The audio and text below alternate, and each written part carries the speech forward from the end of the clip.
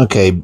All right. So before I power this thing up, I want to test, these little clip-on deals, is questionable. This connection is questionable. So I thought I would do a little test. So first, let's get an idea of what kind of resistance we're reading just across the leads. It's about a half an ohm. So 0.4, half an ohm, a little less, right around in there. So I want to make sure that the connection from here to here, this top plate, is good, because the only thing holding it is this magnet array, and just touching itself to this. So if we measure across there, we get 0.4. So there's almost zero resistance there, taking the offset for the leads in account. So that's very good.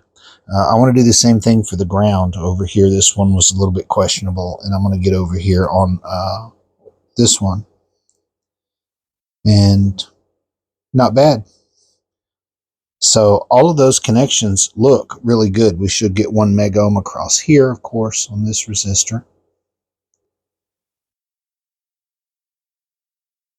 Yeah. And then also from, let's test from here to this inductor, the copper on it. Little bit high there. So I'm going to still rework these connections back here, but this one surprised me directly. Very little resistance across those magnets. The magnets actually conduct pretty well. No, they don't either. Look at that.